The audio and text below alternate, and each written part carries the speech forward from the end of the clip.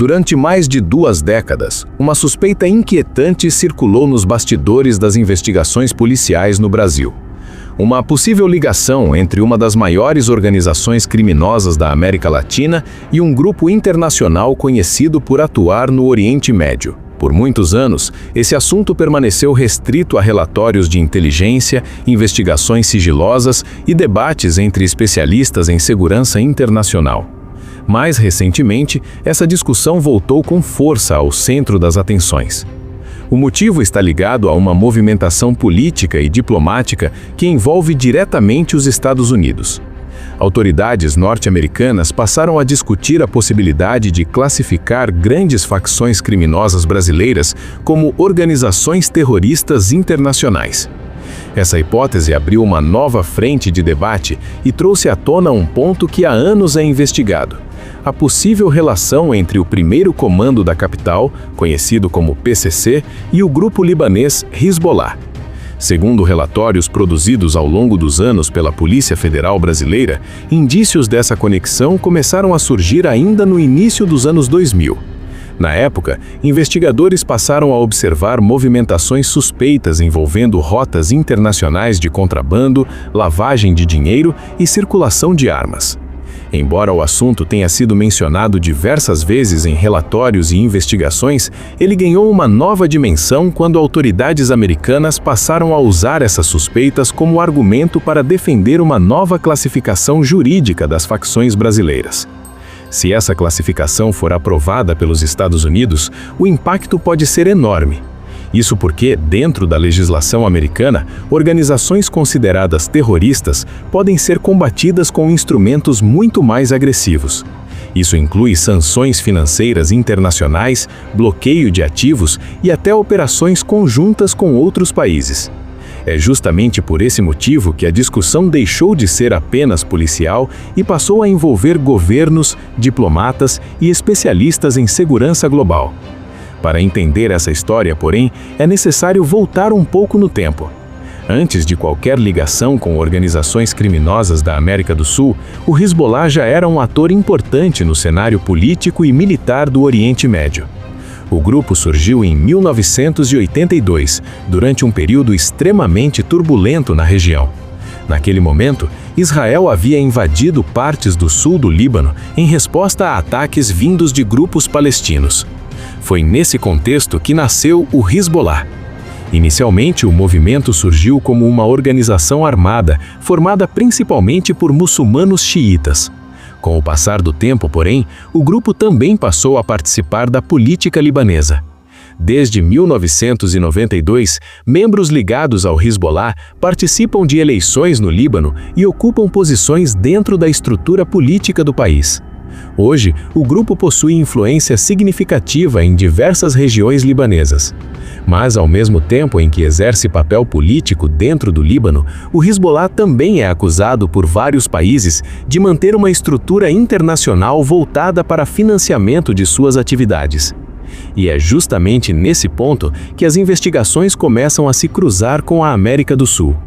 Durante as décadas de 1980 e 1990, o Brasil recebeu uma grande onda de imigração libanesa. Muitas famílias deixaram o Líbano, fugindo da guerra civil que devastava o país naquele período. Esses imigrantes se estabeleceram em várias regiões brasileiras e contribuíram para a economia e a cultura local. É importante destacar que a grande maioria dessas comunidades sempre viveu de forma pacífica e integrada à sociedade brasileira. No entanto, especialistas em segurança internacional afirmam que, paralelamente a esse fluxo migratório legítimo, integrantes ligados ao Hezbollah também teriam encontrado espaço para se estabelecer na região. Segundo análises acadêmicas e relatórios de inteligência, alguns desses indivíduos passaram a atuar em atividades comerciais e religiosas em áreas estratégicas da América do Sul.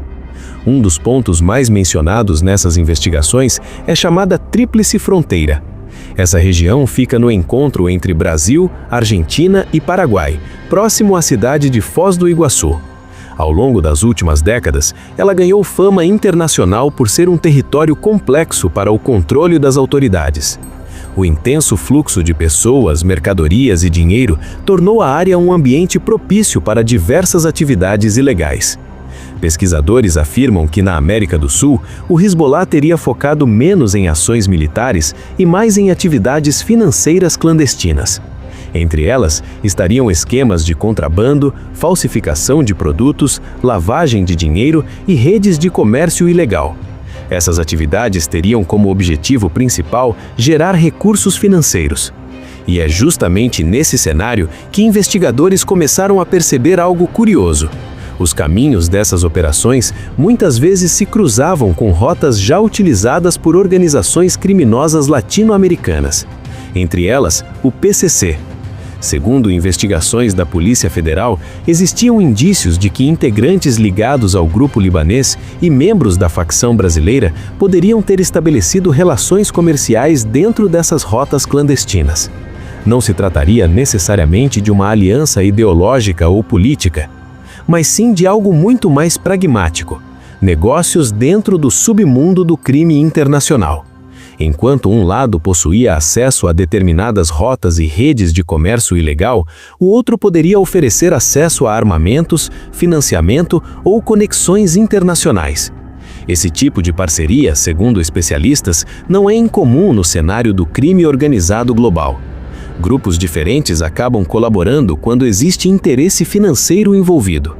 Com o passar dos anos, diversas investigações passaram a apontar possíveis evidências dessas relações.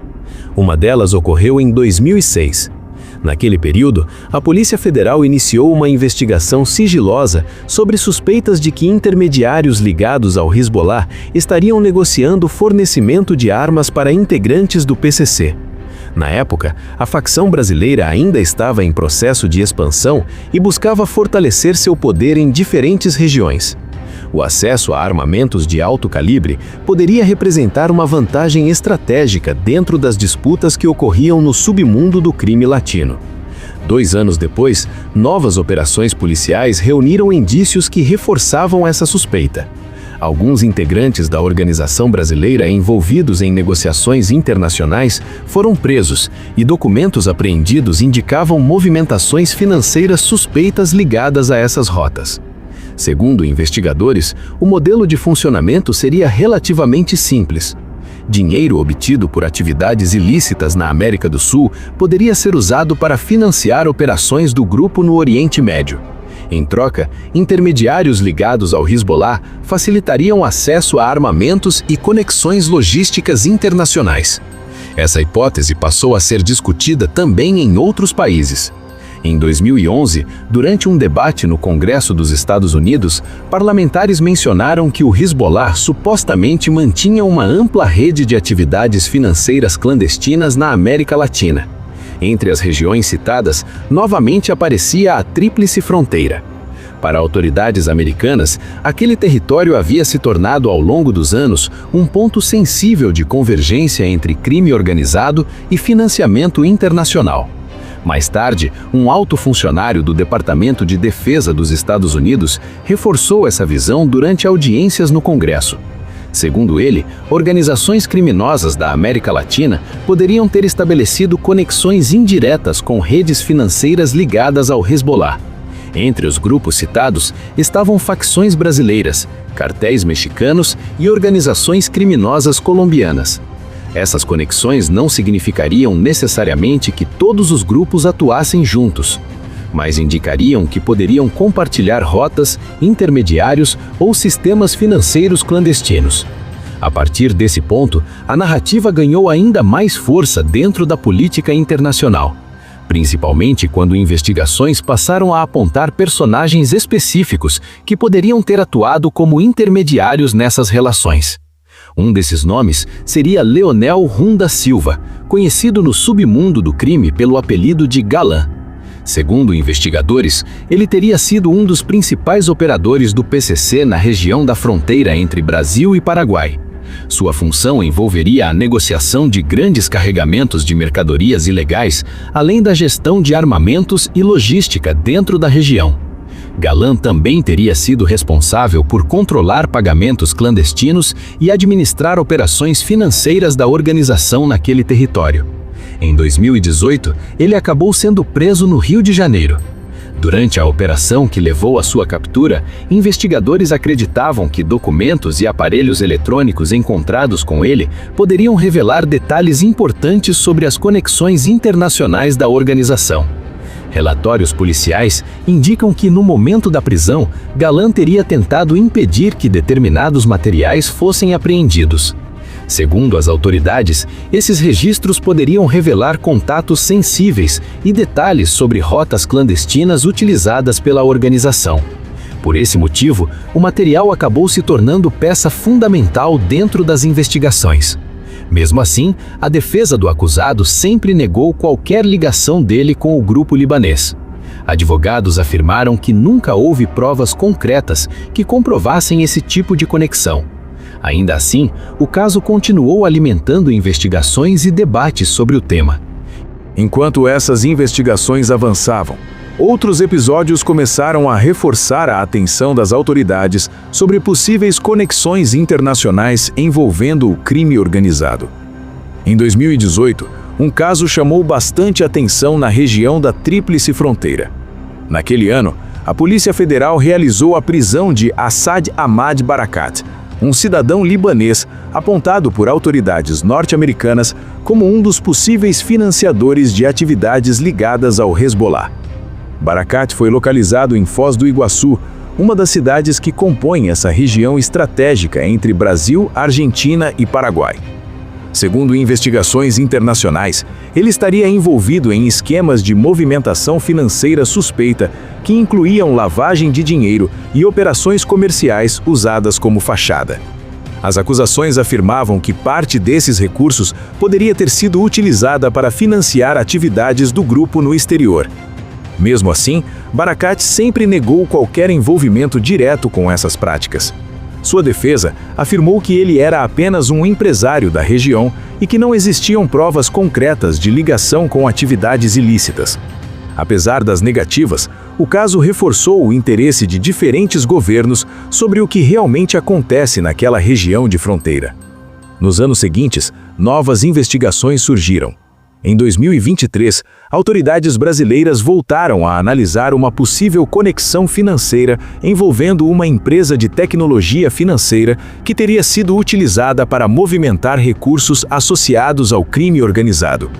Segundo o Ministério Público de São Paulo, investigadores descobriram que valores milionários estariam circulando em carteiras digitais usadas por integrantes da organização criminosa brasileira. O detalhe que chamou a atenção foi que parte dessas transações teria passado por estruturas financeiras também utilizadas por pessoas investigadas por vínculos com o grupo libanês. Ainda naquele mesmo ano, outro episódio chamou a atenção das autoridades. Investigadores do Departamento de Investigações Criminais da Polícia Civil de São Paulo prenderam um homem conhecido nos bastidores da investigação como o químico da organização criminosa. Ele era um cidadão estrangeiro que havia solicitado refúgio no Brasil alguns anos antes. Segundo as investigações, ele estaria envolvido na produção de uma substância ilegal altamente concentrada. Durante a apuração do caso, os investigadores descobriram que o suspeito possuía ligação familiar com um indivíduo procurado por agências internacionais como a DEA e também pela Interpol. Esse outro homem seria investigado por participar de uma rede internacional de comércio ilegal de substâncias que operava em vários países. Relatórios indicavam que parte dos lucros dessas atividades poderia ter sido direcionada a grupos estrangeiros em troca de proteção e acesso a rotas internacionais. Apesar das suspeitas, a investigação enfrentou dificuldades para confirmar a identidade real do suspeito preso no Brasil. Havia inclusive a hipótese de que ele poderia estar utilizando documentos pertencentes ao próprio irmão para se esconder no país. Enquanto esses episódios eram investigados, relatórios internacionais também passaram a mencionar o possível papel do PCC no cenário global do crime organizado. Um documento produzido pela Diretoria de Investigação Antimáfia da Itália destacou que a facção brasileira havia se transformado em um dos principais atores no mercado internacional de substâncias ilegais. Segundo o relatório, a organização teria expandido suas conexões para diversos continentes, utilizando rotas logísticas que atravessam a América do Sul, Europa e África. Alguns analistas afirmam que essas redes internacionais acabam inevitavelmente cruzando com estruturas utilizadas por diferentes grupos ao redor do mundo.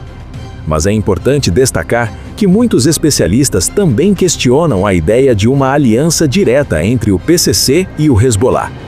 Para alguns pesquisadores, o que pode existir são conexões indiretas dentro de um sistema global de comércio ilegal. Ou seja, grupos diferentes podem utilizar intermediários, rotas ou estruturas financeiras semelhantes sem necessariamente fazer parte da mesma organização. A professora Camila Nunes Dias, especialista em crime organizado, afirma que o perfil do PCC é muito diferente do perfil de grupos envolvidos em conflitos políticos ou religiosos no Oriente Médio. Segundo ela, a organização brasileira possui uma lógica muito mais voltada ao lucro financeiro. Outro especialista, o professor Reginaldo Nasser, também aponta que muitas das afirmações sobre a atuação internacional do Hezbollah fora do Oriente Médio ainda são alvo de debate entre analistas e pesquisadores. Mesmo assim, para autoridades americanas, a possível existência dessas conexões já é suficiente para sustentar um argumento importante. A ideia de que o crime organizado e o financiamento internacional de grupos armados podem, em alguns casos, compartilhar os mesmos sistemas clandestinos de dinheiro. É justamente esse argumento que está sendo usado para defender a classificação de facções brasileiras como organizações narcoterroristas. Se essa classificação acontecer, as consequências podem ser profundas. Empresas, bancos e até pessoas físicas que forem suspeitas de manter qualquer tipo de relação financeira com essas organizações poderiam sofrer sanções internacionais. Além disso, ativos poderiam ser bloqueados e operações financeiras monitoradas com muito mais rigor. Mas no Brasil, a legislação possui uma definição diferente para terrorismo. A lei brasileira estabelece que atos terroristas precisam estar ligados a motivações ideológicas, religiosas ou de discriminação. Por esse motivo, muitos juristas afirmam que facções criminosas que atuam principalmente buscando lucro financeiro não se encaixariam nessa definição. Esse choque de interpretações jurídicas entre países diferentes é o que mantém esse debate aberto até hoje. Enquanto isso, investigações continuam acontecendo em silêncio, longe dos holofotes. E a grande pergunta permanece no ar. Até que ponto as rotas do crime organizado internacional podem estar conectadas entre si? Essa é uma questão complexa, que envolve política internacional, segurança pública e interesses econômicos gigantescos. Uma coisa é certa: o mundo do crime organizado moderno já não respeita fronteiras. E compreender essas conexões pode ser fundamental para entender como essas redes operam. Se você gosta de conteúdos como esse, que explicam os bastidores de casos reais e investigações que marcaram o mundo do crime, aproveita agora e se inscreve no canal. Ative também o sino das notificações, porque sempre que surgir uma nova história cheia de mistério e investigação, você vai ser avisado. Nos vemos no próximo vídeo.